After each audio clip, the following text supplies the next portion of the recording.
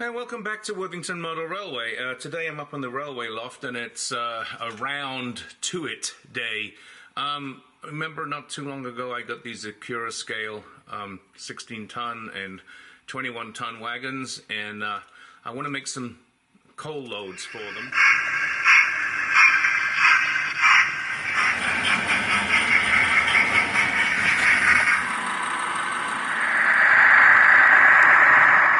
Do this before. I did a video on it, probably at least a couple of years ago, but let's see if I learned anything from last time, and we'll show you how I'm going to do it this time.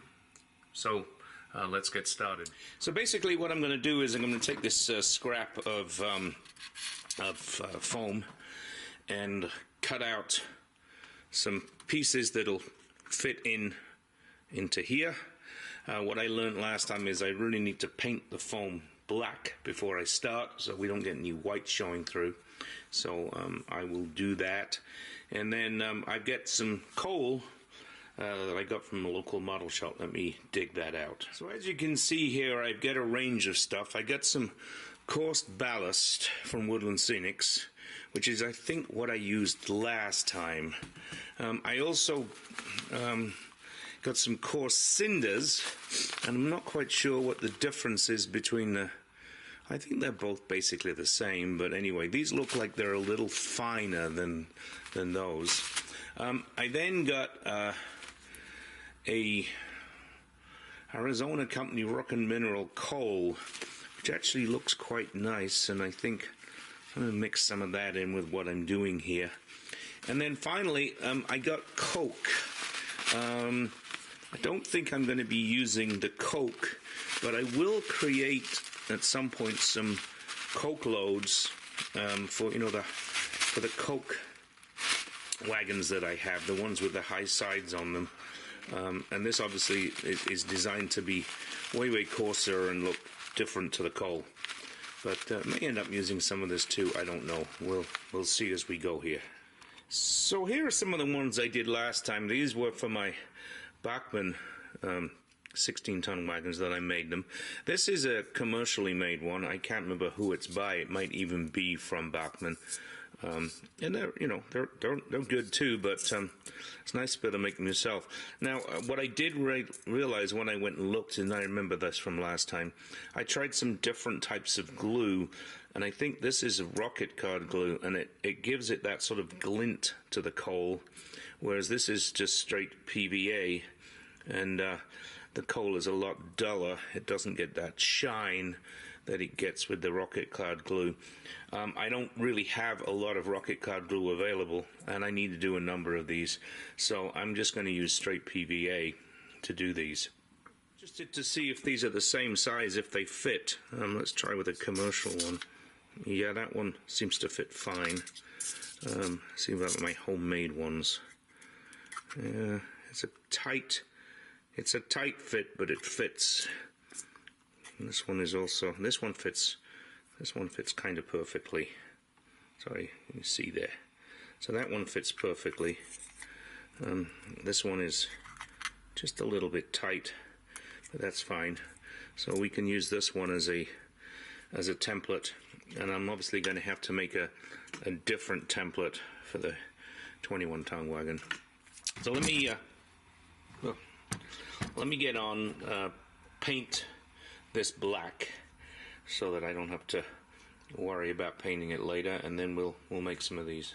So I do have one of these electric wire cutters. I'm going to try to use that to cut the foam here. I've used it in the past, sometimes successfully, sometimes not, but I think it's probably going to be the easiest way to get these cut. So I'm going to try it and see.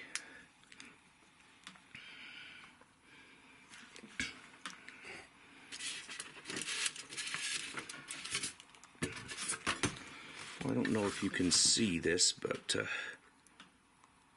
basically the hot wire just cuts through. As you see, I kind of marked these with a line. Alright, let's take it and see if it worked.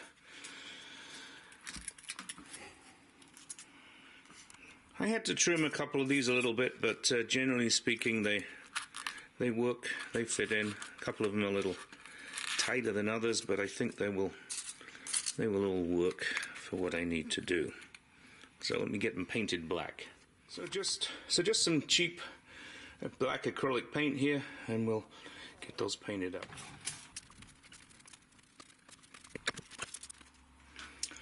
So I have tons of these containers. I mean, they come from Costco with soup in them, and use one of these to mix up some of the coal and some glue, and that way I can put a lid on it, and it may keep a little while if I don't use it all. So in here I got a mixture of white glue, some water, and a little bit of dish soap or washing up liquid, whatever you want to call it, just to help break that surface tension. And I'm going to pour some of this ballast into it, and we'll see where we go from there. Some of this coal in there too. Notice that this coal does have a sparkle to it. It'll be interesting to see how that works out as I mix it all together.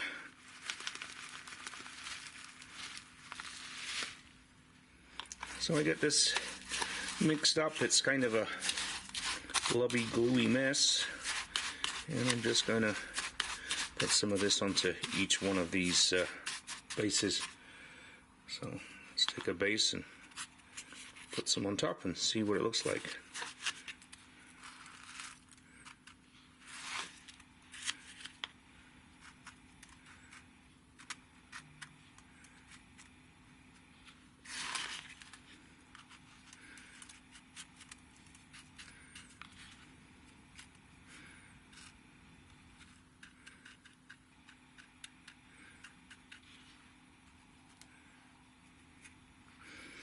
So there's one done. I'm going to get on and do a few of these, and I'll show you a bit more later. And generally speaking, I wouldn't be too neat about this. Extra bits can always be just cut off or broken off if needed.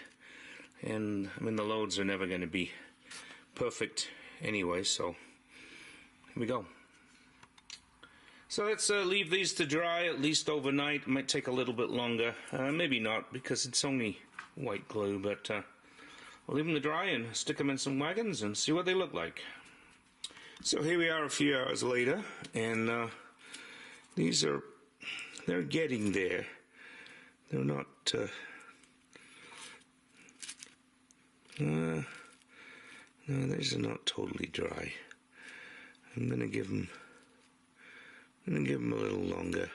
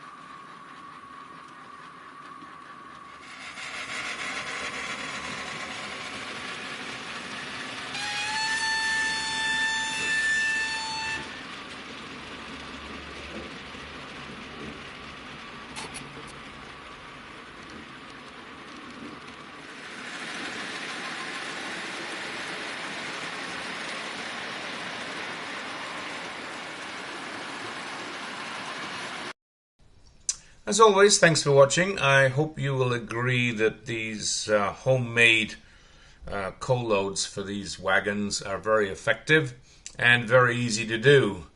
If you like the video, please hit that like button, and if you haven't subscribed, the subscribe button is to the top right, and you'll see another video to the top left.